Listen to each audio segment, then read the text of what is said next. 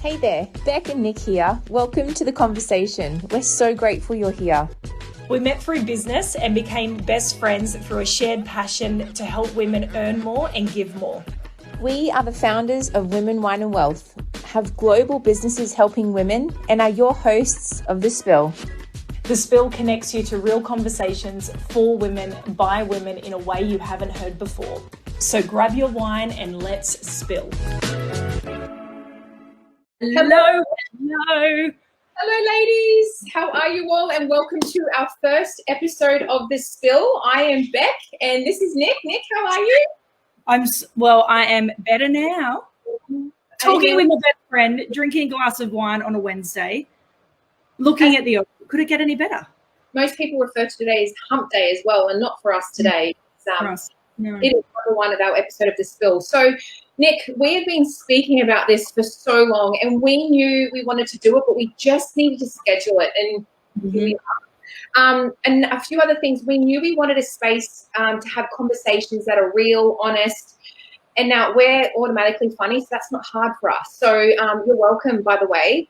And it was really important. We wanted to make sure that we set up a space where we can say what everyone is thinking, but just not saying. And of course, delivering around all the things that move us towards being the woman, along the way spilling the truths, inspo, and guidance. So, Nic, after I have a little sip, I want you to start us on our first segment. What have you got? Okay, let me wait for your sip. I will wait for you. I'm ready. So, here we are, ladies. Now, first segment of The Spill is called Fucking Good Manners. Now, I would apologise, but we did give notice that there may be explicit language. And we've just got to rock and roll with this. Don't get offended by swear words. Don't get offended by anything. It's really a waste of time and energy. But where we got this from was there is a book called Good Fucking Manners. And if you don't have it, go and pick it up. It's a little book. And it's hilarious. And if you have a girls' night, this is how we first learned about it from Jen, who's in the group as well. We had a girls' night. So sit around with your best friends and look through this book, drinking a glass of wine, and try not to laugh, because it just goes through basic truths in a hilarious way, because it's like somehow basic manners have slipped away from us. And we thought, well, rather than reading some of those lines, we're not about copying other people. We're about recreating. So we thought, well, we're just going to come up with Women, Wine and Wealth. Good fucking manners. And what we're going to share is, and we'd love to hear it from you as well, because it'd be cool to think about experiences and things that happen just day to day for you, where it's like, okay, people need to check their manners with that. So we've had an experience the last probably few months, I guess, Bec, which has been interesting. So with Women, Wine and Wealth, one part of our business is creating collaboration and partnerships with a beautiful product that we have.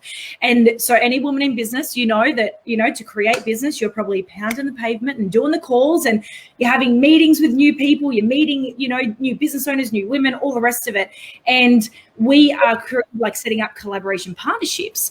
And what's been interesting, though, is the communication back, or should I say non-communication back?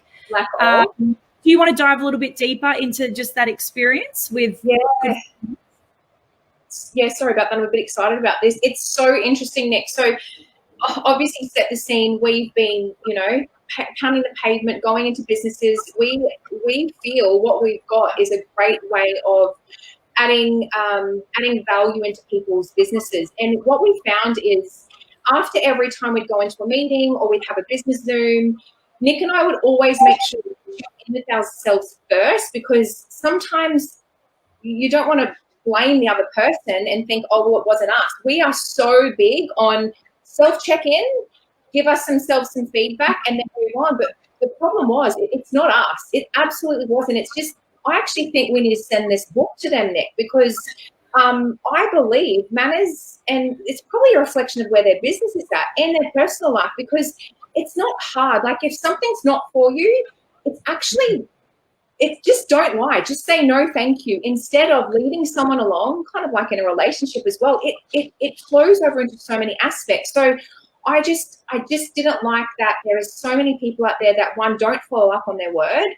I feel like their communication lines, for lack of, are just not there. And not having the balls, excuse the pun, to say no. And Yep. what's also been really clear to us, though, Nic, is we've been really clear on what we're going to say yes and no to, which has been a great learning curve for us, because we're very, very clear on who our woman is and what business we want to work with.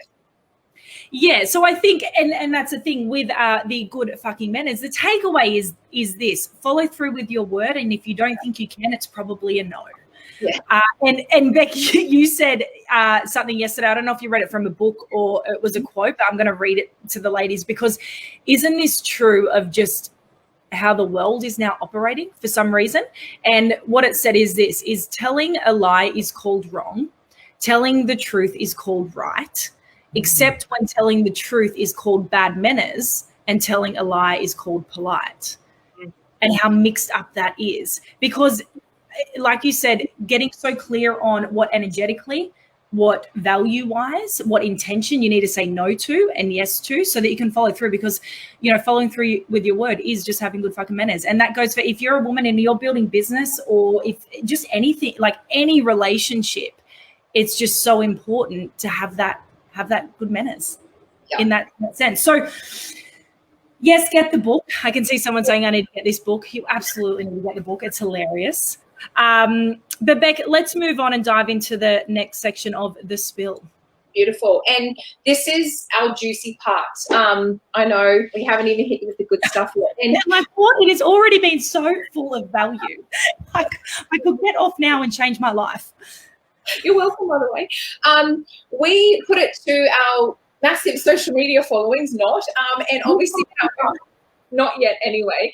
And in our Women Wine and Wealth group, we wanted to actually find out, there was a few topics that come up, but we believe comparison is what, and you ladies have spoken, comparison is something that, I know we hear the quote all the time, that comparison is a thing for joy. Like, that's great. That's just fluffy. We want to give you the actual, like, Nic, tell me, what is comparison? And actually, I don't know, like Google, normally we go to it, everything. I don't even know the actual real definition of comparison. Do you have your phone? Can we maybe just It was funny because we were chatting about, like, obviously this being the topic because a few women voted on it. Like, everyone needs everything right. We get it. But comparisons, I think, such a hot topic in the world. And like you said, Bec, there's a lot of fluff around it as well. Like, someone gives you a quote and it's like, oh yeah, automatically I don't compare. Thanks for that quote. Not really. It's going to take a lot more deep work than that, just from my experience.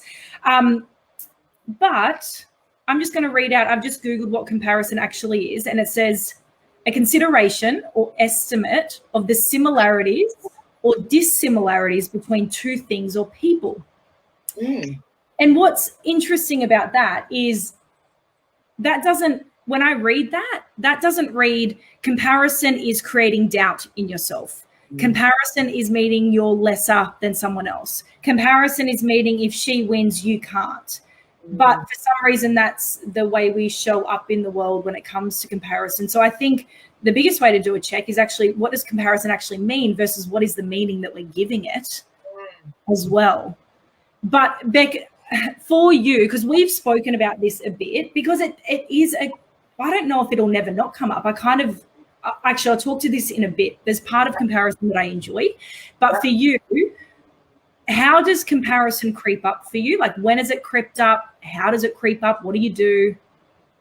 Yeah, and it's even interesting. Like, I feel like 95% of the population, when they see something that they want, it's kind of like, oh, I can't get that, poor me. And the 5% would get triggered and be like, oh, okay, I don't have that, but this is what's possible. So I used to be in the, and I still do go in and out of, please don't get me wrong, I'm not sitting here saying I know how to get out of comparison, but what I love about this is I was really bad at one stage with social media, in a sense of I would get on my phone, I would scroll, and sometimes it would be the first thing in the morning that I would check into, and I was already setting myself up for a bad day, because some of the women I would see on my social media, I don't know their story, I know nothing about them, but sometimes I'd see something they were wearing or how they were posing or what they were doing, and I'm like, oh my gosh, I'm not enough. I'm not pretty enough. I don't have that body. And that was a really bad spiral for me. So what I actually did, which anyone, if you've got a phone, you could clearly do, not right now because you want to talk to us, after the call, it was really easy, Nic. I just went and unfollowed so many women that weren't of any service to me with anything. They were making it worse for me. I only follow women now that inspire me, that I do not feel jealous or, because a bit of jealousy used to come up as well, which I don't have that now. And I just feel social media is such a big part, and it's going to be for the rest of our lives, even for our kids. So that's one little tip I believe that has helped, is just unfollowing women that made me question. And now I can choose what I consume. So what about you, Nic? I think it's such a good point there, because the world is nearly it's nearly curated in a way that we automatically compare. Like you said, like we open up our phone and we're comparing, where, there's this competition kind of aspect that people go into. There's all of this stuff. Like, it's kind of a world that's been curated for comparison. But what you just said then is, and I think what we all need to do is, like, we have some responsibility for our perspective of comparison. Right? Like how we feel about it. So yes, and I've done that. Like, I went to a networking event last week, and I've just moved, and I'm in a new city. I'm in a new place. I went and met new women, and I actually came home and I was like, these women have got their shit together. I was like, these women have done phenomenal things. And then I sat there for a little bit at night, and my eyes were wide open. I was like, I've got anxiety, because I was like, I'm going too slow. I'm not creating enough. Oh my God, I need to step up. But then I was like, you know what? How cool that I get to be around that presence. How cool that I get to be around an environment that's going to push me further. How cool that I get to see what's possible in other people. Because like you said, you can either look at comparison and go, it's about someone having something that you don't, or is it about someone showing possibility of what you can have? Yeah. Right? Like, two different perspectives. And I think the other thing there as well, Bec, is social media. Like, this is why we always make laughs about it. It's like, oh my gosh, all of our followers, like, we are going up by 3 and then we are losing 3, and we can show you how to do that in 3 steps. In 3 steps. But then, it's so true. It is. Measure what matters. Yes. But we only know what matters to us if we know who we are. And so when you were saying then, you were like, oh, I don't have that body, and oh, she's got that bag, or she looks like this, or she's created this. It's like, do you really even care about that? Like, do you truly, like, is that what you value? Is that what you care about? And if it is, then great, shift your perspective and go, cool, that's what's possible. But if it's not, we have to let it go and move on, because it's just this, it's curated to be in our face of comparison. But it's like, measure what matters to you. Yeah, I think. Yeah, I love that. And I just feel, as we said, this episode is purely just for us to share what we're not perfect at it, but we've been able to make a few changes that has allowed us to step into a new space that when it comes up for us, as you said, we get to choose what comes in and what comes out. So that kind of answers, like, that was my last question, and you kind of beautifully wrapped it up. I want to finish with so this is how we're going to do this. Nic does not know what quote I'm going to come up with. I've got a quote here, and I am going to say the quote. Now, you might get a few things from Nic. She might just drink to it and say, well done, episode 1 finished, or she might spill on what comes up for her when I read it. So Wait. Take a breath. Have a sip. Okay, I'll have a sip and you spill it. It's short and sweet, so just get ready for it. I'm ready. And I've never heard this quote before. And this is not fluffy. It's okay. You ready? Okay. The value of your work is not in the dollar. It's in your word. Ooh. One for you? Cheers to that. Yeah, cheers. The value of your work is not in the dollar. It's in your word. Do you know what? I don't know if you can relate to this, Bec, or anyone who's listening can. I struggled for a long time, maybe sometimes still do, to be honest, with going, if the money's not, like, I'm the value of the money in my bank account, for example, and who I am as a person, the value I give, everything going on right now, it's not necessarily exactly what's in my bank account right now. Only because we've got to remember results have a thing called lag time. Yeah.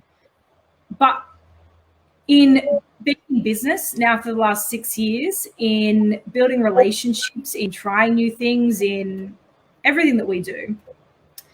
It's your word is everything, everything. Because money can be made, but your word can be lost pretty quick.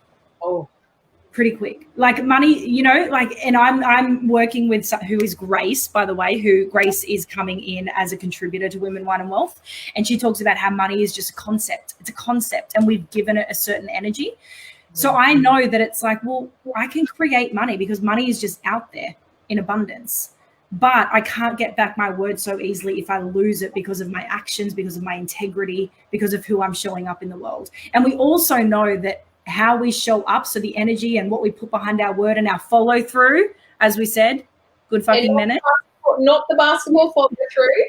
Yeah, the result is the money, not the being and the action and the words that we give. So I love that one.